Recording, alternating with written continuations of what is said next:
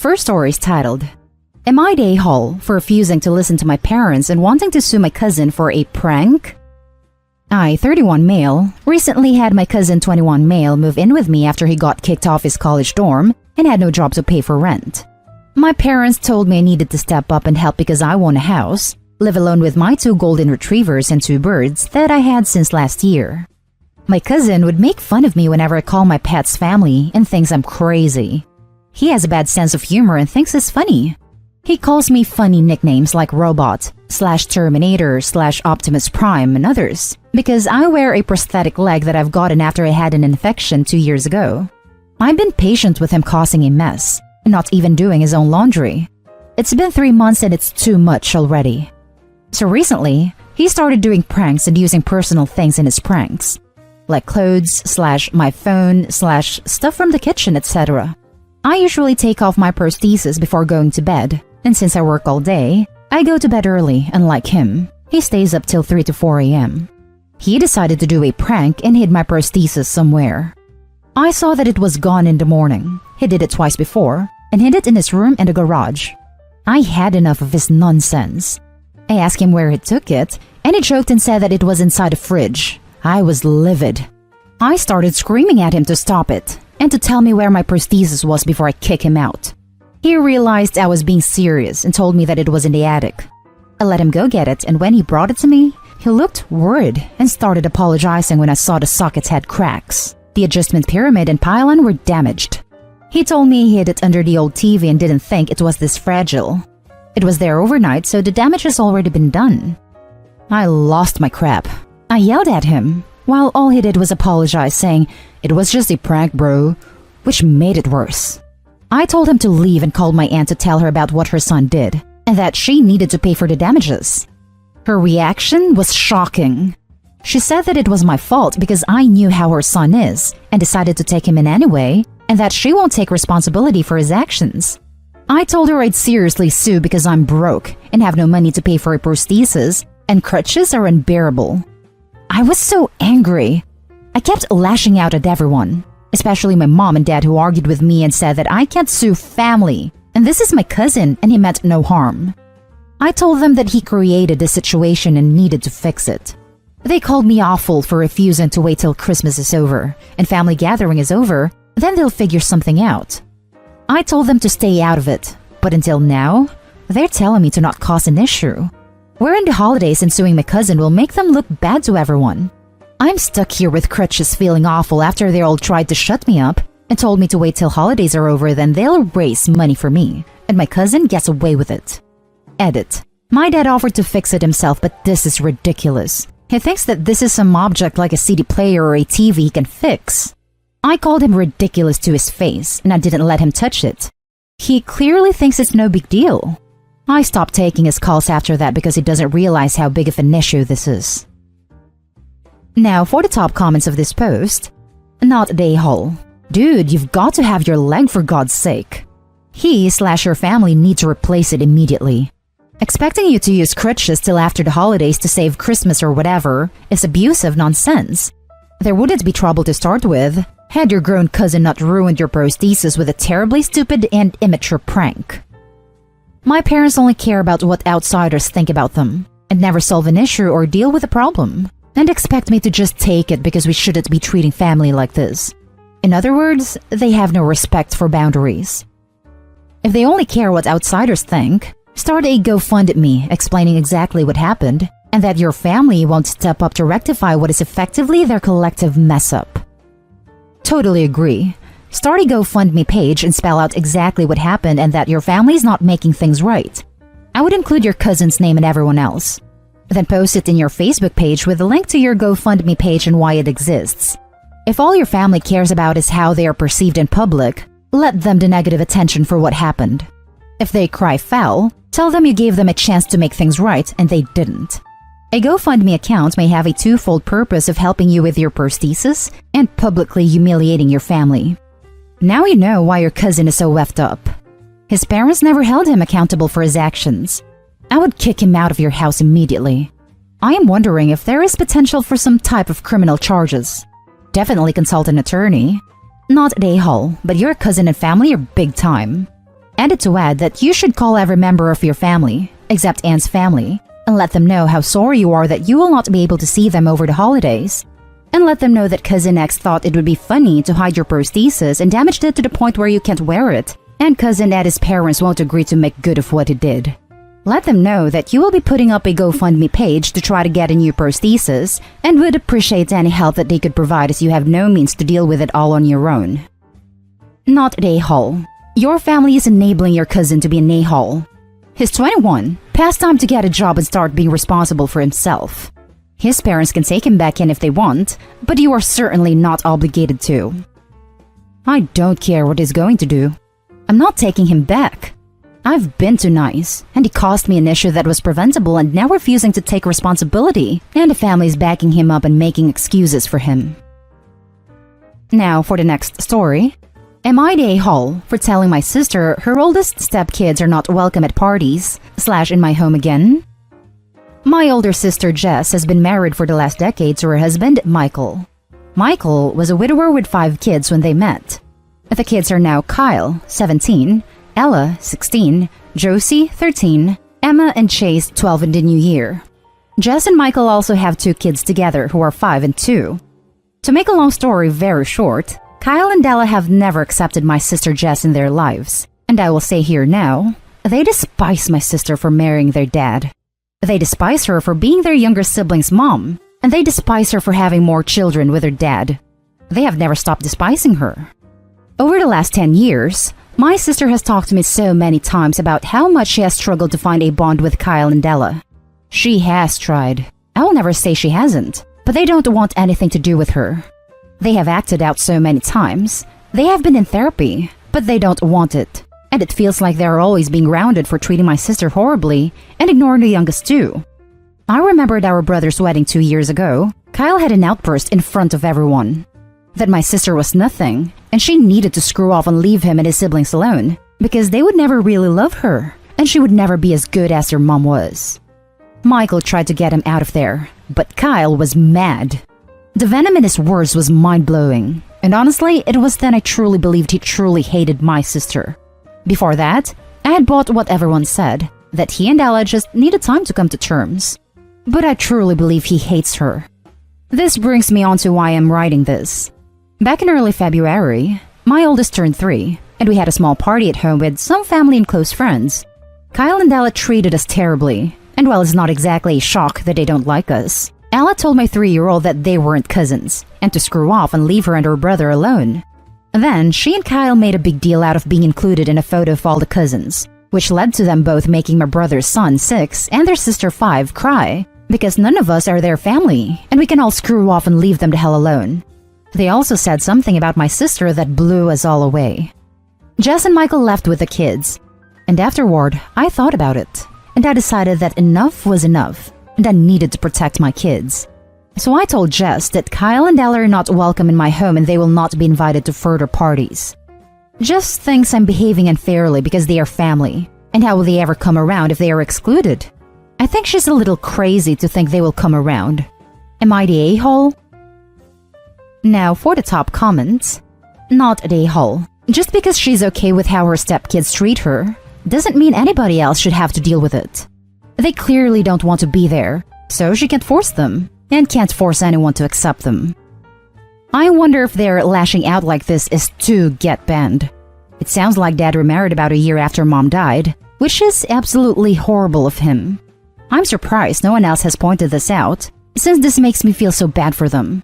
It's understandable that they don't want anything to do with OP's sister and her family when, to them, it probably feels like Dad replaced Mom as quickly as possible. Ban them. They will probably appreciate it. Not the a-hole. The sooner Kyle and Ella find out their actions have consequences, the better. Maybe let them come one more time, and say to their faces why they aren't welcome in your home any longer. In front of everybody too, since that's how they roll. Oh, I don't believe they will care. They hate us too much to care about being excluded. It's what they want. Info. What exactly is the timeline here? And how did your sister and her husband meet? Based off what you've said, they've been married for 10 years.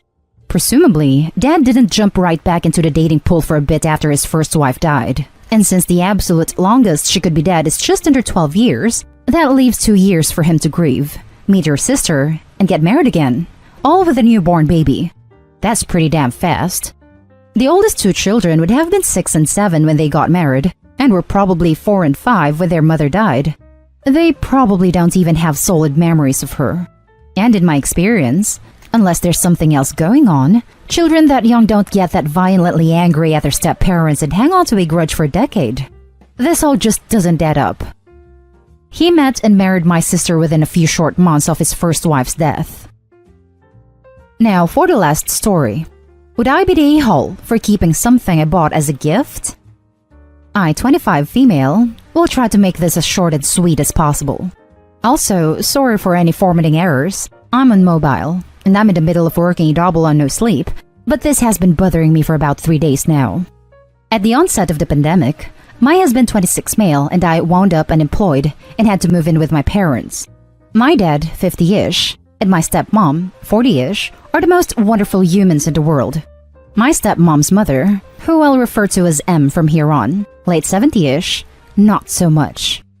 We moved in at the end of October, after our lease expired at our previous residence, and a couple of days after moving in, M asked my husband and I if we had any Christmas wishes, and was adamant that price was no object. She's made it very clear the past 17 years that she didn't want her daughter marrying my father, and that the added baggage of my sister and I made it even less ideal. But I assumed, because she asked me, that maybe she wanted to bird a hatchet, so I was honest. I mentioned wanting a new sewing machine. I showed her the one I wanted, which is about $200. I didn't think much of the exchange until last Friday, December 18. M was leaving to go see a family a few states over for the holidays, so she called the family to come over so she could hand out gifts. I was just getting home from work, so my cousins, aunts, and uncles had already begun opening their gifts. 3 of my cousins and 1 of my aunts got the exact sewing machine I had shown M. All the other kids got stuff like video games, hoodies, sneakers, and gift cards to different places. I admittedly got a little excited. I went last. M handed me my gift. I opened it, and it was a sewing machine box, filled with new towels. She said, "I know you guys having money troubles. Thought that might be helpful." I waited until everyone left, but was genuinely upset because I know that she knows we have towels, washcloths, etc. because we brought them with us from our old place, and we have our own designated cupboard for those things in our bathroom. When I got my new job, I took my first and second paycheck and started buying gifts for everyone. I spent nearly $150 to order a giant hand-woven, dyed, and beaded tapestry from a local indigenous bead artist for M. I wanted her to get something I knew she would love and cherish, because I thought maybe we were getting past the previous 17 years of hostility. She and I are both close to 50% indigenous, and it's a big part of her lifestyle and aesthetic, as it is mine. I genuinely don't know at this point if she was trying to be malicious, but I feel she was, having me open it in front of everyone, and I felt absolutely humiliated. My stepmom and dad agree with me and say I should keep it, as does my husband. But when I ask a few family friends, they said they think it sounds like I'm mad that I didn't get an expensive gift. I feel it's blatant favoritism. Would I be the a-hole if I kept a tapestry for myself? Edit for clarity. Because of work, I wasn't able to go pick up M's gift in time for the impromptu gift exchange, which is why she hasn't gotten it yet. Not the a-hole, but gift her the box it came in and fill it with toilet paper. Always useful in a pandemic environment. Haha, this is genius. You know, because shops run out and times are hard. OP, you are definitely not the a-hole. Not the a-hole. Personally, I'd talk up where you found this beautiful indigenous gift you found for her. How exceptional it is. How you think it would really bring you two closer. Then, when she unwraps it, it's just the damn towels she gave you. Then again, I am a vindictive a-hole when I want to be. The other option is to give it to her. Talk up how you know she couldn't afford to get you a sewing machine too, considering she spent so much money already on your cousins. You wouldn't have wanted to burden her anyway. Clearly, it would be way too expensive for her to afford another. But here, I got this for you. It costs a pretty penny, but I think you'll really love it. Ooh, I like this. Regift the towels back to M. Sorry, M. Money's so tight this year, and I thought since you thought these towels were such a good gift, you could also use them yourself. Update. I called my stepmom on my 15-minute break and told her that I would not be giving her the gift and that I would be getting her something else. I don't know what yet, but I'm sure I can come up with a terrible generic gift between now and New Year's. Thank you all so much for your honesty and candor. Why give her anything at all? I wouldn't. Here's my reasoning. She did this to upset you. Giving her an intentionally horrible gift not only plays into her game, and this is a game to her, but also shows that her attempt to upset you worked. I'd forgo a gift entirely and send her a thank you card for a gift. Include in it that I would have loved to have returned a kindness, but as you know, the pandemic has been hard on us. So I just wanted to let you know how much it meant to me that you gave us something so useful. It is exactly what we needed. That way, she can't make you out to be the bad guy because she was the one who initiated the pandemic has been hard on you talk, and because you expressed gratitude for her gift. And if you make it seem like you felt the gift was thoughtful and needed, she will not have the satisfaction of feeling like she got you. First story is titled, Am I the a-hole for giving my sister an ultimatum unless she babysits my daughter? Hi all. Sorry, I'm 28 female, on mobile. During the great year of 2020, my sister, 25 female, lost her job and lost her apartment. It sucks all around. She loved her job and the area she was in, but she was the newest employee on a department that was the most likely to be downsized. She asked to move in with me. I live in the next major city near her and gave her an opportunity.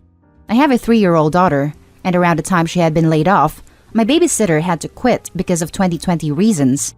I live in a 3-bedroom house in the outskirts of town, so I offered that she gets her own room, bills paid, and groceries if she watches my daughter while at work until she finds a job/gets her job back. I didn't ask her to cook or clean. I prefer to cook, and I prefer to clean myself, so I know that it got done. At the time, she agreed. I prepared my daughter's meals in the morning and meds every day, so my sister's job is to make sure that when I get home, my daughter is still alive. It's been 2 months, and they seem to have really bonded well. But she confronts me last night, demanding she be paid $25 an hour every time she has to babysit. Her last job was $15 an hour, and she watched my daughter for about 8 hours a day, 4 to 5 days a week. Her current bills, including car payments, student loans payments, and cell phone bill and credit card payments, the cost of the room, any activity that she takes my daughter on, pandemic permitting, and groceries add up to more than what she made in the past. I told her that I couldn't afford to house her, feed her, pay her bills, and also a sizable stipend. I might be able to do like a stipend per 2 weeks, maybe $200 a week for personal things. She told me she wouldn't watch my daughter any longer. I told her if she doesn't, then I would be making her move out, following all legal proceedings, and wouldn't pay her bills any longer. I have a backup babysitter who I would pay what they quoted me, but they wouldn't be leaving with me. They would have a living wage for the area, $20 an hour, plus additional compensation for activities that they take my daughter on. My sister started crying and left the room. Am I the a-hole? I feel horrible. I hate confrontation and being mean. Thank you for judgment and advice. Now for the top comments. Not the a-hole. Yeesh, talk about biting the hand that feeds. Crap, for that pay, I'll be more than willing to be her nanny. Exactly. The other alternative is OP says sister is right, and they should put the whole arrangement on a more formal footing with a rental contract and an employment contract. She will pay $25 per hour babysitting, and sister can pay $800 rent plus $200 bills and buy and cook her own food. Sister will also have set responsibilities as part of the childcare, which includes preparing the kids' meals and supervising all homework and school pickup. Not the a-hole. She's being completely unreasonable. Do a bit of quick, dirty Googling to find out market rates for renting a single room in someone else's home. Add in the cost of all her monthly bills, plus the amount your grocery bill has increased with her there. Include how much that works out to hourly, the range low to high, based on a 30 to 40 work week. Write it all down, so it's right there on paper for both of you to see. Then explain that this is how much you are paying her to babysit. And if she doesn't like this wage, she's welcome to get out. It is the goddamn height of entitled a-holery to ask your single mom, sister, to house you when you lose your job, pay all of your monthly bills, including credit cards, provide you with food and all the other necessities of life, with no expectations of cleaning or cooking, then be upset that you have to exchange 30 to 40 hours of your life hanging out with a delightful toddler you love dearly for all this. Thank you. Yeah, my husband unfortunately passed away last year. Life hasn't been that great lately. Haha. My daughter is my entire world, and my sister and my daughter love each other. I thought that bringing my sister in, they could bond, and I wouldn't have to worry about pandemic and strangers meeting my daughter. I am one of those folks who gives literally everything to anyone. Probably my fatal flaw. Haha. Thank you for your words. Now for the second story. Am I the a-hole for snapping at sister-in-law over parentification comments? My 29 female daughter, who we'll call Zuzu, is 3 and obsessed with babies. She has told me she wants 700 babies when she grows up, normal, and my wife has joked that going into her room at night is creepy, because in the bed there's like 17 baby dolls and then our actual daughter. Naturally, when her younger sister, 10 months old, was born, Zuzu was over the moon. She came into the hospital room, jumped onto the bed next to me and told me I'm gonna be her new mama. She always wants to help with her sister. For a 3-year-old, that means small things like helping me pick out an outfit for the baby, holding her while she watches TV, helping with feeding the baby, etc. Zuzu is constantly supervised while doing these things because she's 3 and, can see a bird in the window and then all focus is on that. My sister-in-law is solidly child-free, which is fine and her choice.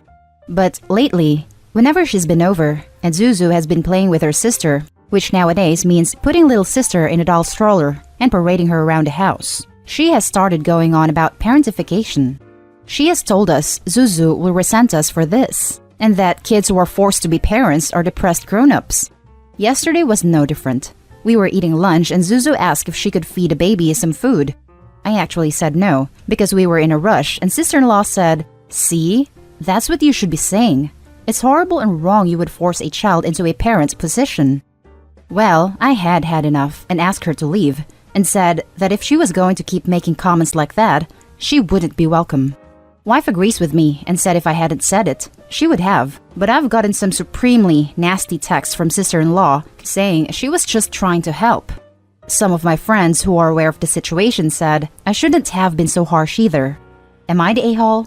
Edit. Sister-in-law is 5 years younger than my wife, who is 32. They have no other siblings, and from what I have seen, wife has told me, etc., there was never anything like parentification ever. Now, for the top comments. Not the a-hole. Parentification is abuse. My mother did it to me, but this is not parentification. Seconded, as someone who was also parentified.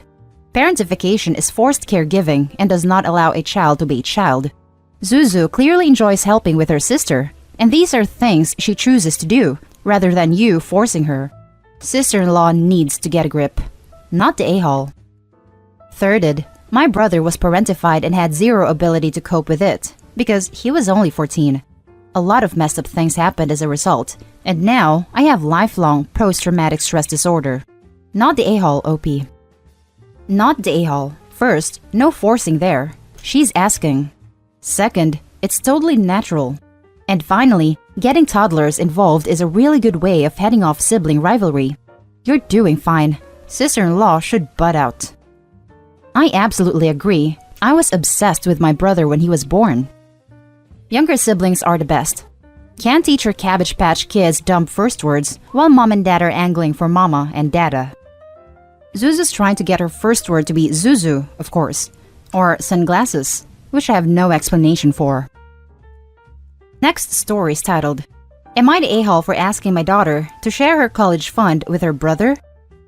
I have 2 kids. Luke is 20 and Grace is 18.